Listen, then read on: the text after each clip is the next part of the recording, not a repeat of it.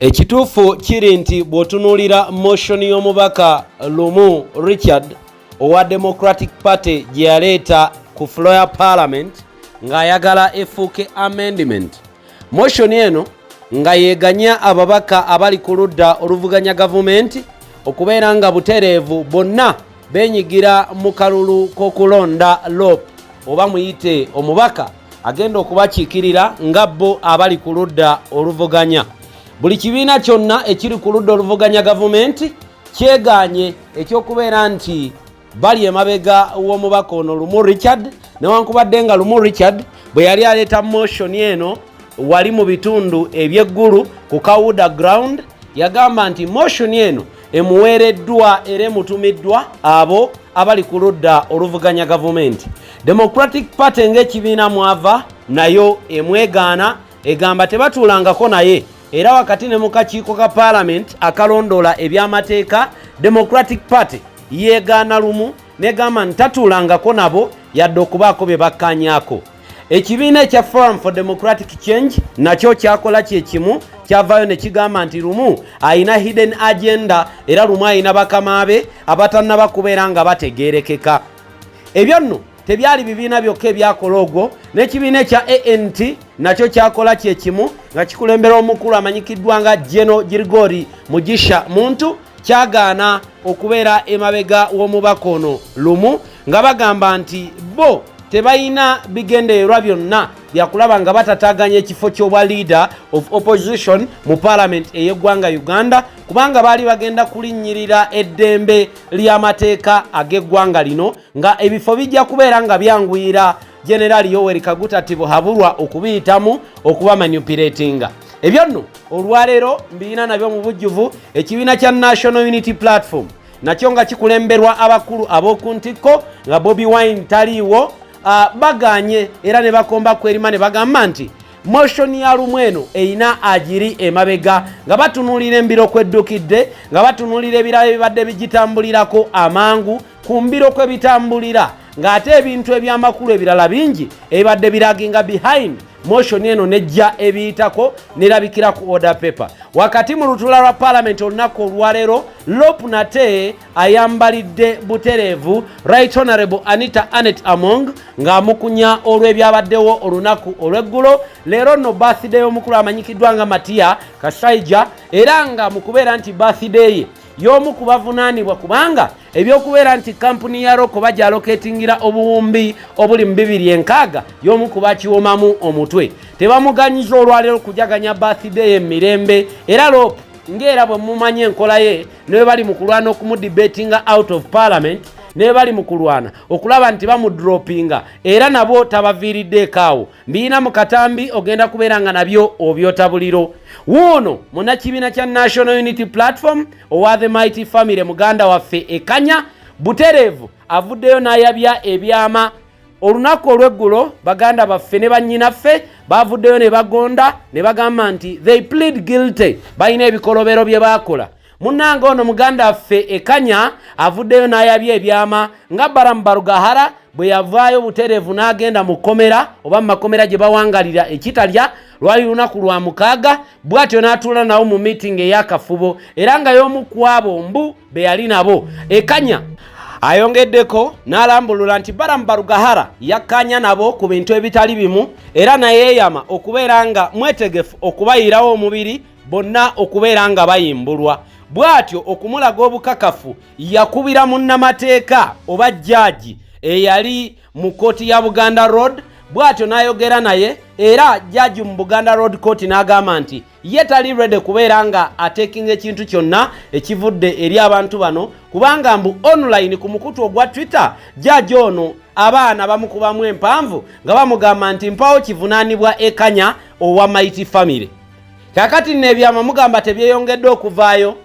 Olunaku lwaleero lwennyini akirewo kivumbi kwogata ne muganda waffe Bobby Young lwabadde balina okubeera nga bakomawo mu kooti, era olwaleero bakomyewo kooti era nekola judgment yemu negamba nti bagenda kubeera nga bammibwa bail olwaleero bakomewo nga 21 October ye wiiki ejja gye tugendamu lugenda kubeera lunaku lwa Monday lwe bagenda okubeera nga bakomawo olwo n'abayima baabwe enkyukakyuka nekolebwa. Mbiina byonna mu katambi ngenda kubeera nga mbikuwa ng'ebigambo biviira ddala mu lawyer waabwe abakiikiridde omukyala Shamim Malende obeere nga nabyo obyotabuliro. Atali yadde okulandaga I think kantandike n'ebigambo ebyo ndyoka nte buterevu nkutwale mu bigambo ebirala ebikira ku ebyo ebivudde wali eri mu paalamenti y'eggwanga ate ndyoke nkutwale ku bya Biru ya Lumu. Katandike bwe tuti olunaku olwaleero n'ebikwata ku baganda baffe ate tweyongereyo. Anga n'abayima be ababiri tubataddeyo bulungi mu kkooti. Kkooti neebalanga ewuliriza ensonga zaffe okulaba nti asaanidde okweyimirirwa. Naye kkooti neetegeeza nti omuwabi wa gavumenti ajja kuwa reply ye oba okuddamu kwe nga 21 October 2024. So tusuubira nti wetunaakomawo ku lunaku olwo omuwabi wa gavumenti ajja kuba mweteefuteefu okurespondinga oluvannyuma tujja kufuna ensala okusaba kw'okweyimirirwa kwa Bobi Wine. Ate mu kiseera kye kimu tukomyewo ku Akirewo Kivumbi era nga ye twali twamusabira dde okweyimirirwa naye ng'olunaku olwaleero omuwabi wa gavumenti akomyewo n'awakanya okweyimirirwa okwo ng'agamba nti abaamweyimirira alaba tebasaanidde weewaawo nga kuliko mukyala we ne baganda be. So tutegeezeza kkooti nti ebyo byonna byakwekwasa bwekwasa kulemesa Akirewo Kivumbi kweyimirirwa. Kkooti nekkiriza nti ennaku z'omwezi 21 October egenda kuwa ensalawo yaayo mu kusabawo kw'okweyimirirwa kwa Akirewo Kivumbi. Ekiddako ffe tugendagendera ddala mu maaso okuba nti tukozesa amateeka mu buli nkola yonna okulaba nga tusigala tulwanirira abantu baffe. Tetugenda kukowa n'abalala bonna abalala be tutannaba kubeera nga bafuluma tubawa ssuubi nti ffe weetuli era tujja balondola yonna gye bali okusobola okulaba nga tulwanirira amazima n'obwenkanya kuba ekyo kye tweyama. Sookera ddala omuntu okutiisibwatiisibwa n'akkiriza omusango kikyamu, amateeka gakivumirira era n'embeera z'obuntu bulamu bukivumirira. Omuntu buli bwalwisibwa mu kkomera oba n'atulugunyizibwa asobola okukkiriza ekintu ky'ataakola. Ekyo gwa mukaso okukkiriza omusango ogwo obanga amaze ebiseera kubanga aba okukkiriza kwe takukoze mu kweyagalira kwe. So twagala kubiriza mulanga bo bonna abagezaako okupaka abantu abaludde mu makomero okukkiriza emisango nti mukola kyabwereere kubanga omuntu asobola okukkiriza omusango naye nga ye mu mutima akimanyi teyakizza era gye buddira nga wayise ebbanga akugamba nti mutuufu embeera gye wali ontaddemu ye yali enkase okubeera nga nkola ekyo. So tukivumirira era balekerawo okukikozesa abagezaako okukikozesa. Ate njagala nakukozesa mukisa guno koola abulwanyirizi b'eddembe bonna ne bannamateeka tugezeeko okulwanirira omujjuzo oguli mu makomera. Buli omu kyosobola okukola kikole. Tulwanirire abantu bano abali mu makomera. Waliwo abatamanyi nalo yafaanana atya, waliwo abali nga tebamanyi na baluganda baabwe oba bamanyi ne gye bali. So ffenna tugezeeko okulwanirira awamu n'ebitongole byonna ebirina obuvunaanyizibwa okulwanirira eddembe ly'obuntu. Buterevu njagala okubeera nga nkutwala nate mu paalamenti y'eggwanga erya Uganda omala okubeera ng'olaba ebigambo ebyogeddwa naye nga tetunnaba kubeera nga tugenda mu paalamenti y'eggwanga katumale okukuba tooki era tutunule mu motion ya Lumu olunaku olwaleero ng'ebibiina ebyenjawulo nga bibadde bijjanga byetaba nga bikika mu kakiiko ka paalamenti ng'olwaleero NUP lwevuddeyo buterevu n'ekika mu kakiiko ka paalamenti okubeera nga bakubaganya empawa ku motion eno. Lumu motion eno alemeddeko erina okuleetebwa ku floor ya paalamenti naye ng'ate buli kibiina kyonna kiri ku ludda oluvuganya kikanyugankanyuge mu bin. Era njagala okuyimirira wano mbagambe kati nti ebyokulonda LOP nga ababaka be bamulonda byandifundikira nga Maneya ne Emye okujjako nga Lumu alina omukono ogw'amaanyi nga bwe kigambibwa okujjako nga waliwo omuntu omulala ow'embavu ali emabega wa Lumu n'alemerako motion eno ereetebwe ku floor ya paalamenti naye buli kibiina kyonna ekiri ku ludda oluvuganya gavumenti kebeere NRM yennyini ababaka baamu bangi tubalabyeko nga balayira era nga bakomba kwerima ne bagamba nti tetuganye twagala motion nnyingi okuyita gafuuka amateeka naye Biru ya Lumu nedda. Biru ya Lumu erimu kyekubiira, Biru ya Lumu eyimiridde ku individual ayagala oba alina ebigendererwa eby'okukakkanya amaanyi ga ekifo eky'obwalopu mu paalamenti. Naddala ono Jowero kubanga mwenna mukimanyi bulungi nti Mpuuga baali bakolagana naye bukubirire nga bakolagana naye bulungi ne batuuka n'omuwa award nga tannaba yadde omala omwaka omulamba mu kifo ekyo eky'obwalopu. Kati olwaleero batunuulira Oweekitiibwa Jowero ng'abatadde ku nninga ng'abataddeko embeera etali ya bulijjo era ne leero mu paalamenti wakati bino byonna nga bikolebwa era Joel akulaga ayongedde okubateekako embeera kubanga abanja accountability ebyo bye batayagala kulaba bye batayagala kuwulira. Batayi bange njagala kubeera nga mbatwala eri omukulu David Lubongoya nga yomu kwabo awandikire ekibiina kya National Unity Platform officially wakati nga Bobi Wine taliwo ono yabeera okumpi yabeerawo ku mwanjo kugatta n'owekitiibwa Joel bye boogedde nate mu paalamenti y'eggwanga bye ngenda okubeera nga nfundikira nabyo wakati mu kakiiko akabadde ka debate nga ku motion eno eya Lumu. Programu eno nga bulijjo tutambula ne Sheikh Ashraf omulombi w'edduwa nkugamba nti gwe nayina embeera muyite etali nnungi teweetuga mutaayi tofiira mu kiyumba nandi ky'okufiira mu maka ago oyina ebyokukola bikubonyaabonya munoonyeeko akulombereddwa embeera ejja kudda mu nteeko mayembe ebitega majini n'ebirala ebyo abigobera ddala. Muganda wange oyina ebyekikago gobagoba ku mirimu noonya ku Sheikh Ashraf akulombereddwa embeera ejja kubeera ng'ate efuuka malidaadi. Kambawe obutambi buno tuboote buliro naye nga neeyongera okubagamba nti baganda baffe bangi bakyeyongera okugulirwa mu makomera gye bali okulaba nti bapleadinga guilty era bayimbulwe. Bino omulamu ani agulye emalabega baramba rugahara nga bwe nkumenyedde mu ntandikwa katulindira baganda bafakirewo kivumbi ne Bobby Young okubeera nga baleetebwa olunaku lugenda kubeera lwa Monday wiki ejja nja kubamba update yonna nga bwetambula mweyongera okubitegera n'okubinnyonnyoka twekumire ku mukutu gwe yakatwegattako nyamba buterevu ngendere ku mukono ogwa ddyo olaba ka batoni akamyufu nyamba okanyigiremu bw'oba tokanyiganga kakuleetera akadde n'akadde okagatteko oteekeko all notification ojja kubeera nti buli video yonna gye tuteekayo obeera omu ku abo abagyoterawo bonnambiro. N'alime wagonda teyanannyoka katugende mu paalamenti y'eggwanga Uganda tumale okulaba ebibaddeyo wakati nga badebatinga ku motion ya Lumu ate tufundikirire ku bya Lop Joel ng'ayongera okwekennenya obunkenke bweyongedde mu gavumenti eno. Bino byonna bi motion bye mulaba baleeta babireeta okukakkanya amaanyi g'oludda oluvuganya naddala ekibiina kya National Unity Platform.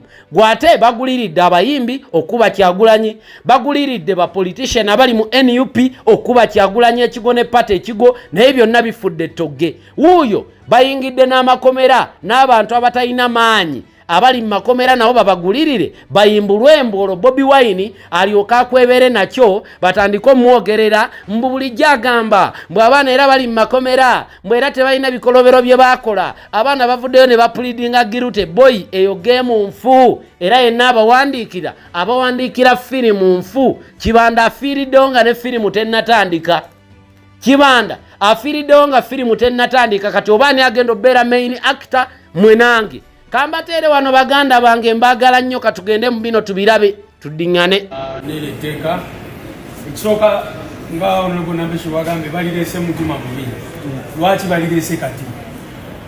balireese kati nga balaba lopa aliko abazoganya nnyo so tumanyi bulungi nnyo tubabuuzizza nti Gulumu agamba nti mugeze okuteesa bya Northern Uganda kyadda kitya nti mwakkiriza lireteeka okugira ate getwogera ne speed lineteeka lyebitambulirako ensonga ezisinga tuzogeddeko naye ne tugamba nti oli akulembera oludda olwa gavumenti mu parliament waba alondebwa then n'akulira oludda oluvuganya alina okuba nga alondebwa ekibiina ekimusindika naye ne tubagamba nti baleme okukola amateeka ng'abagakolera Finland oba watuli mu Uganda tena tumanye ebibeerawo tumanyi bulungi nnyo nti bw'ogamba nti ono omuntu alondebwe abo abali mu buyinza abadde nga bakozesa bubi abadde bagulirira abantu n'ebirala byonna byonna byemumanyi obulungi bajja kuvaayo bagulirira abantu bagambe katono gwe twagala mukimanyi bulungi eno Museveni abadde nga aba yagamba kati eno ye DP enungi eno bad DP n'ebirala bwe bityo kati bwate bwe baagala okukola ne ku nsonga za leader of opposition so tulowooza nti eteeka liva mu mutima mubi teri ggwanga eritambulira ku nkola ya Commonwealth eritambulira ku nkola bwetyo so tetulikkiriza tetukanya nalyo era naffe tugamba nti ligobebwe naye n'ensonga endala tubuuza oyo Lumu akolera ani bona aba opposition bwe baba baze ne bagamba tetukanya naye etteeka lwaki ekintu kye tekijjayo n'akisuulamu kasasiro gyakijja kubanga lwaki bw'oba ogamba nti oyagala kukiikirira kuyamba opposition yonna evuddeyo negamba totoonenera biseera lino etteeka tetulyetaaga kati goba okolerani okulisisina nolemerako ntoli kushinga tosolebwa kyenjogeddeko nti eyo oba ogamba nti saidi emu nabanja alondebwe Museveni amulonde ajja akulire emirimu gya gavumenti mu palamenti ate n'ogamba nti Senyonyi yakulibwa akalulu kubanga ye wa opposition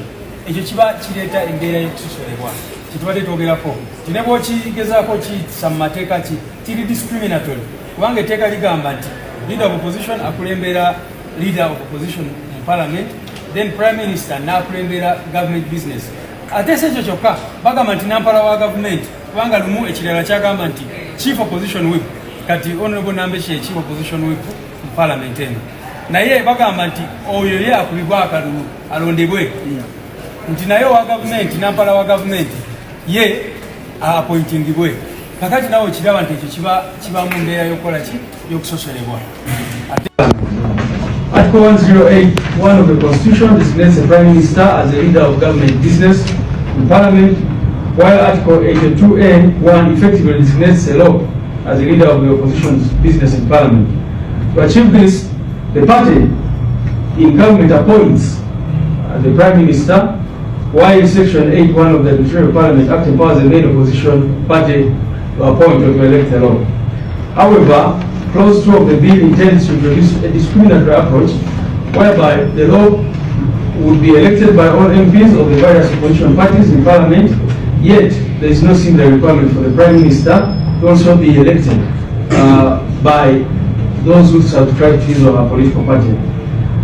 Furthermore, Clause 3 of the bill, which introduces additional grounds for removing the law from office, is discriminatory in the sense that these grounds would apply only to the leader of the opposition but not to the leader of government business, who is the Prime Minister, yet the two play parallel roles. Providing for the removal of the law by resolution of all opposition members of Parliament and not providing for the same for the leader of the government business is not only discriminatory but would be a direct affront on the opposition. Number 2, it discriminates against the chief opposition whip vis-a-vis the government chief whip.